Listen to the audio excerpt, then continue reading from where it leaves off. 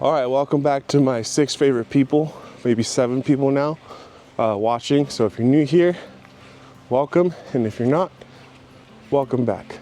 And in this video, we're doing some more of the usual. We're doing some hiking here in Washington.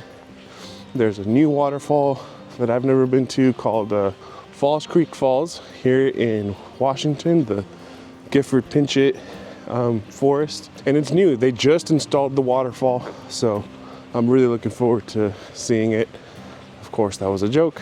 It's been here for who knows how long, but based on what I saw online, it's a waterfall that I think all people, as far as like the pros go, they've all photographed it the same way. Now that may be because there's really no other way to do it based on where you can take photos from, or maybe, I don't know, maybe what I'm trying to say is there could be an opportunity to come to a place and take a more unique photo than are already available.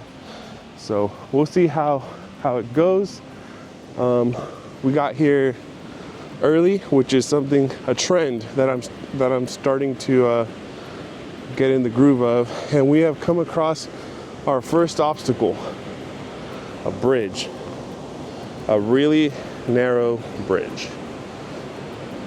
And we know how much Alvia loves heights. I love them. So far, I haven't really seen anything worth pointing my camera up. You know, it's a whole setup. You gotta stop. For me, you know, you take out your tripod, get your settings on. So ideally, we can get to the waterfall and then get the heck up out of here, because we have a very busy weekend. It would be nice to get home early. We interrupt this broadcast in order to show you guys something interesting. Now,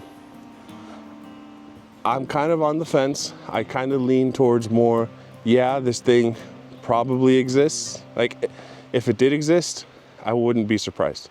If it doesn't exist, I also wouldn't be surprised. Now, what I'm referring to is Sasquatch. So I have a friend who's kind of a nut job. Sorry, bro. I love you, but you're kind of crazy about this. Anyways, and he tells me to look out for stuff like this.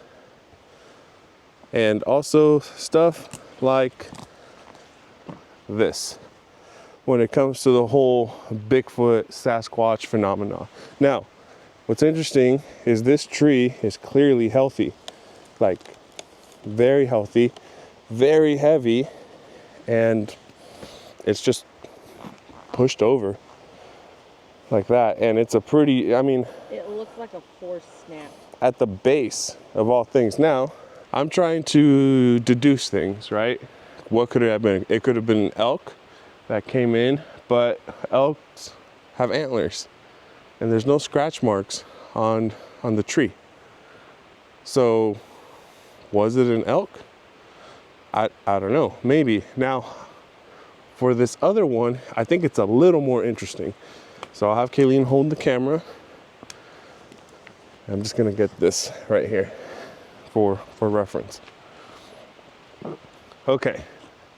So, can you see the snap on top? Mm-hmm. Okay, so for reference, I'm 5'9", really 5'9.5", whatever. But I'm saying that specifically because I'm also wearing shoes. So I'm gonna round up and say 5'10". And with my arm raised all the way up, I can't reach that. I can't reach that high up. At the same time, this tree itself is pretty sturdy. Yeah, I mean, and it's also healthy. You can tell by the wood, the splintered, broken area. Yeah, it still had some life left to it, but it snapped way up there, not down here. And it really just kind of looks like something grabbed it and just snapped it. I mean, what would you say? So, I don't know. basically, we were walking on the trail, and then I noticed this tree in the distance. Like, that's a pretty healthy looking tree, and it's just bent right there at the base, which I would imagine is a stronger area for the tree. And where it falls, it was like a directional. Yeah, just, Yeah. I don't know. Again, I'm not the craziest person about this. You know, I'm like, whatever, if it exists, I wouldn't be surprised. If it doesn't, I also wouldn't be surprised. I kind of lean towards probably does, but I don't really, if it does, like, how's that going to change my life? I don't really care. But this little spot that we found, maybe there's other trees, not that I can see, but also there's a whole just trail that goes deep into these woods, and you can see it with your eye. It just goes all the way in there, and I don't know. Anyways, back to the hike. I just thought that was cool. I know someone I know would be interested in seeing that at least. Could it be a little Bigfoot activity? I don't know. I tell you this, looking for Bigfoot and Bigfoot evidence, it is a lot of fun, because you can't do that from inside your house on your couch. You got to get outside into areas like this. So whatever that is, it was cool. Deep forest.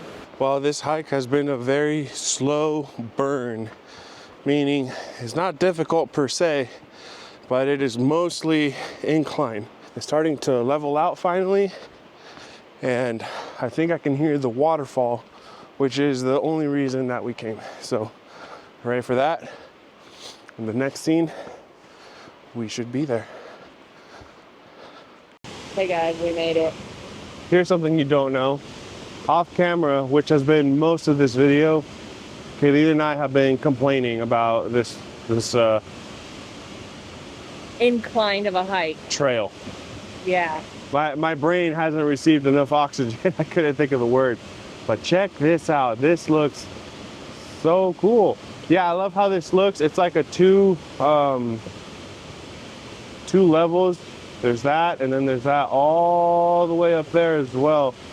What I'm gonna do first is kind of just chill, catch my breath, so to say, and, you know, take in the scenery, see what I can get as far as the photo goes. Real fast though, the main photo that you see online, it's, you usually have a person standing there looking all like cool, but that's really lame. And then it includes both of the waterfalls. You have to include the waterfalls, of course, both levels. Now, just right off the bat, I'm gonna need something really wide, so I'm probably gonna keep using the lens of the year for me, my 16 millimeter G lens, and then I'm probably gonna shoot it in this vertical orientation, just so I can get more of the higher areas and the lower areas like that. So if I can shoot horizontally, say, pretend that side isn't there and pretend that side isn't there, and we're just gonna capture everything that's there in the middle and then up high. Hopefully it's enough with just one frame. If not, what I can do is I can make a pano of a photo that's higher up, one in the middle, one down low, and then stitch them all together. But first, I'm gonna get this backpack off of me, and then, yeah, just take a break. All right, so my tripod is very precariously set, and here's the shot idea. And I'm starting off with, let me fix this real fast. I'm starting off with kind of the shot everybody else seems to get here, and how could you not? You know, it's really pretty. So essentially, There. Can you record so I could hold on to my tripod? But here, just grab the camera. Sorry, we need to tag team this, but there's the idea. Want to get it like that. I'm thinking that I'm actually going to be using filters for this just because it's really bright right now. And I'm at a quarter of a second or 0.04 seconds at f13, and it still seems to be a little too bright. So this might be a shot where I actually use filters, probably an ND filter, maybe a polarizer. We shall see. But I'm gonna look for a good shot, and once I got something, I'll bring it back on the camera and see what we get. All right, so this is the first shot. I just realized that my my horizon is off, but it's kind of hard to tell because of how dark it is. And it is that dark because I've got an ND filter on. So I usually don't like using ND filters, but with this effect right here, I mean, how can you not? Everything seems to still have really good detail. So this is just the first shot. All right, so here's another shot I've got. What I don't like is this top part right here. So I think if I take the sky out and then give more focus to this area here, I might have a better photo. It's shot idea number 1. This is where you still have the sky. And here is shot idea number 2. And I am liking this one way more because it is focused a lot more on the waterfall, and then you get more of the foreground. But I think it's time that I get a little closer. I do like the roots down here. The roots here show up in the picture. So yeah, if it turns out any good, here's the shot.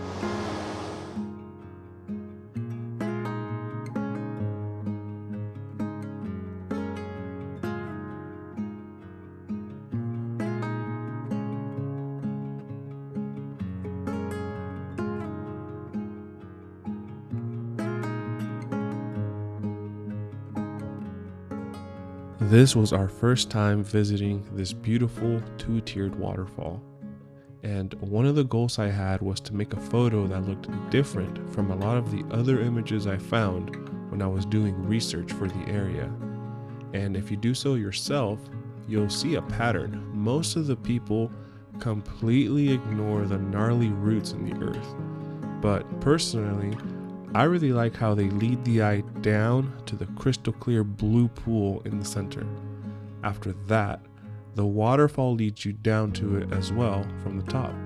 So it's as if the entire image guides your vision towards it. At least that was the idea. Results may vary. Like most places, this is going to be a location that I'll need to come back to at some point. While I did like the photo, I do see potential of a much stronger image if certain elements of the photo were present. For example, with just a little bit of mist, maybe you could have the potential of light rays poking through those trees up in the top. Also, the waterfalls themselves were kind of weak when we visited. I've seen them with much more water. So that will be something to keep in mind when planning our next photo adventure.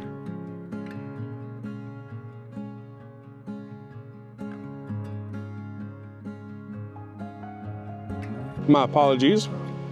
I'm eating jerky. And my apologies for not recording that much over there at the waterfall.